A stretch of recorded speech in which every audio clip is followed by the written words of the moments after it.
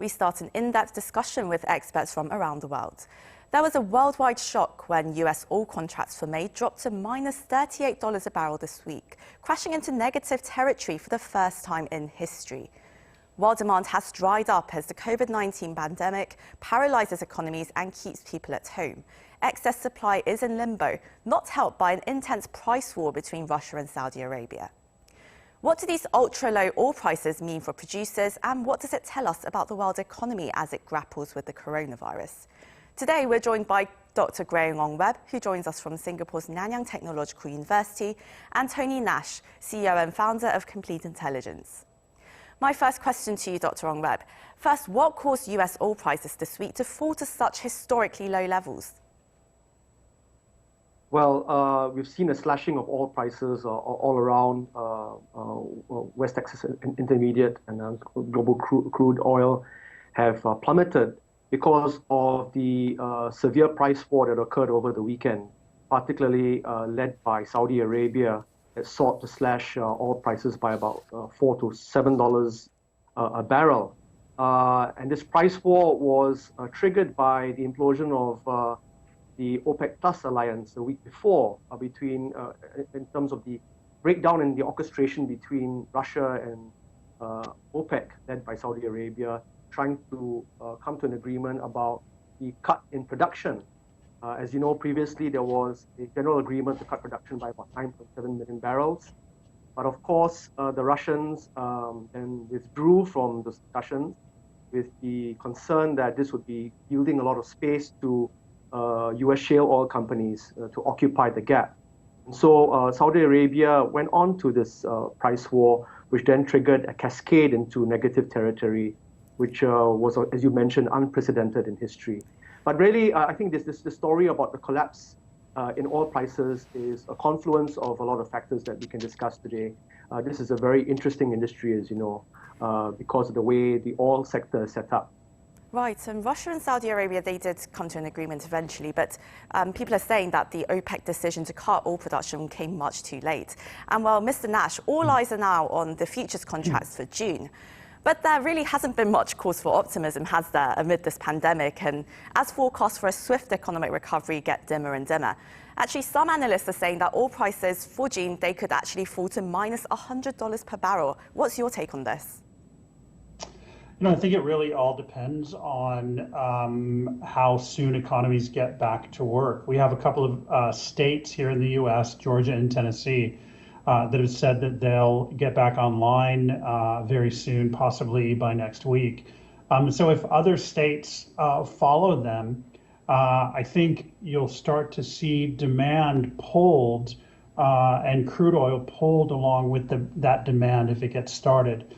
If it gets pushed back, in the president's daily briefing, he just said today that they may consider, pushing some of these social distancing and other requirements further into the summer.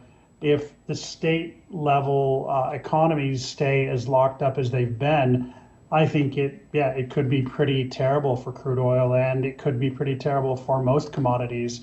Again, it really all depends on how quickly the countries around the world get back to work.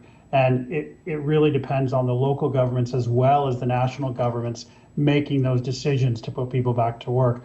What's interesting here in the States is we've started to see people protest in cities across the country to get back to work. And so there are a couple of restaurants here in Houston, there are a couple of businesses around the country that are insisting that they stay open. A restaurant here in Houston will start seating people this Friday night. Right, and so many people are calling for businesses to go back to normal, but well, it looks like demand might not pick up as quickly. I mean, but then this also isn't just a US problem, as you mentioned. Brent crude has been faring better than US oil for sure, but it's also taken a hit amid a supply glut worsened by the price war that Dr. Ong-Webb just mentioned between Russia and Saudi Arabia. And when in this situation, when demand has plunged as much as 30% globally and as much as 70% in countries like India, could Brent also flip negative, do you think, Mr. Nash? No, look, the reason that WTI went negative was it's a function of the exchange that it trades on. On the NYMEX exchange, they let those prices go negative. partly because of physical delivery of crude oil. But WTI is also traded on the ICE exchange where Brent is traded. And the ICE exchange didn't let WTI go negative, they let it go to zero. So I think the worst case we'll see for Brent is a zero price simply because the exchange won't let the price go below zero, or they haven't let it go below zero. So if the Intercontinental Exchange stands in the way of seeing negative Brent prices, then you just won't see negative Brent prices and they'll stop trading. So you think that there might be some kind of intervention going on there? But Sure. Dr. Ong-Webb, OPEC is due to start cutting supply by 9.7 million barrels per day, and that would be reducing about 10% of global supply from May 1st. That is a historic cut, but do you think that's enough?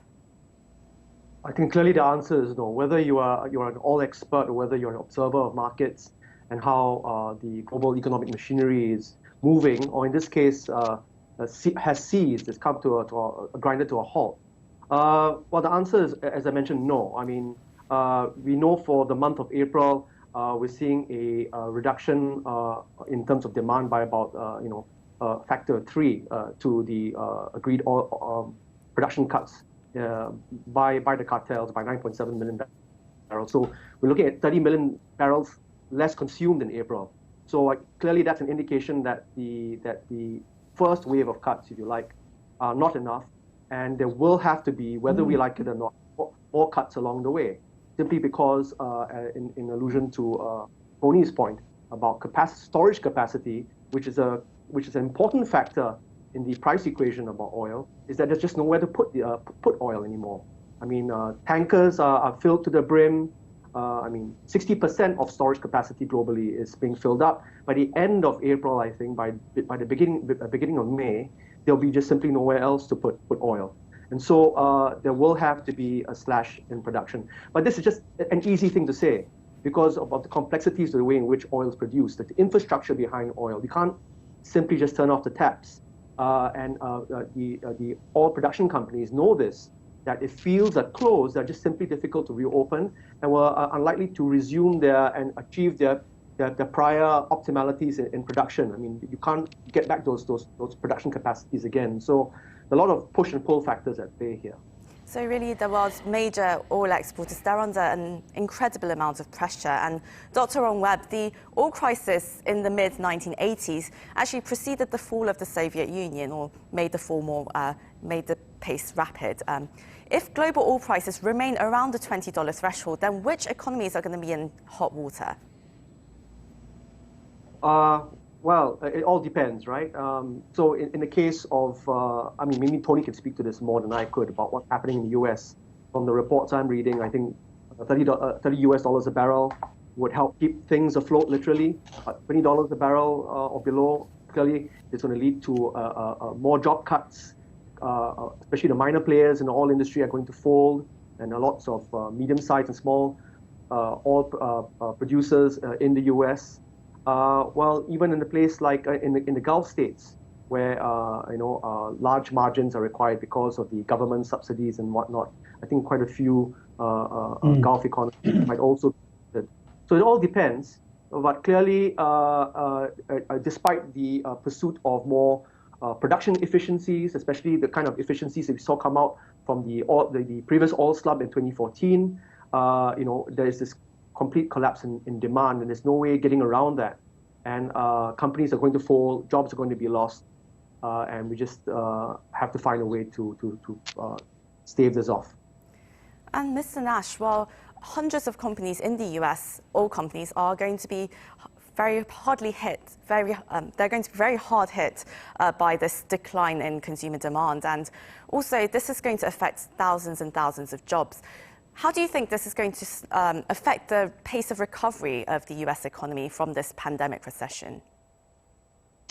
Yeah, again, I think since this is a global government shutdown, really the pace is completely affected by the rate at which governments release these curves. I think if they don't release the curves, if they don't allow people to go to work, I think it becomes more and more difficult to have a quick recovery even a remotely quick recovery. I don't want to necessarily paint a doomsday scenario, but the longer we stay at home, the longer we don't allow planes to fly in the sky, ocean vessels to move. We don't have demand in food markets, demand in other markets. It really damages every industry. It's not just crude oil. I think that the key thing that we have to keep in mind here is that U.S. crude companies appear to be more damaged simply because they're more transparent. Most of the oil and gas companies globally are state-owned, so they're national oil companies. So there really isn't the visibility to their performance and their expenses that you get with U.S. energy companies. So make no mistake, those companies are hurting just as bad. And when you look at companies like Saudi Arabia, Iran, so on and so forth, those guys have to be making $60 a barrel or more in order to pay off their bills every month to run their governments. So while we talk about, say, fracking costs at $20, $30, $40 a barrel, when you look at the fiscal position of many of these Gulf states, and even Russia is very expensive to operate. Until they're making $60 a barrel or more, they're actually losing money. So these guys cannot afford to play this game very long. And I think they played their card at the wrong time because there's a global demand problem at the same time that they're trying to fight this war. So really, they're hurting the U.S., but they're really hurting themselves just as bad or worse. Exactly, and it's very clear that the historically low oil prices will affect all global players. But it seems that Saudi Arabia and Russia, they are vying for this oil supremacy. And Dr. Ong-Webb, just before we go, if that's the case, do you think it's worked? And over the coming months, who do you think has the biggest chance of emerging victorious? Well, it's really hard to say. I think I agree with Tony that I think there are no winners in this game. And that's a problem we are facing today. We're in a new normal. A lot of the previous assumptions or principles that used to govern competition, economic and political competition, are actually hurting us instead, because a lot of things that we have to do today are counterintuitive. And so we are in uncharted territory. Countries like Saudi Arabia and Russia are simply just following their political and strategic instincts, if you like, which have served them well in the past, perhaps. But not anymore today. And so I think they're not only going to hurt themselves, they're going to have a further, contribute to the further negative impact on the global economy. Clearly, there will be some winners out of this. If you're in a storage business, I suppose, especially if you own storage tankers, I think it's glory days for you right now, maybe momentarily. And of course, if you're energy hungry, if you're an oil importer, perhaps some high savings there. But then again, because of the collapse in demand, I mean, not much to be had either. I mean, it's true.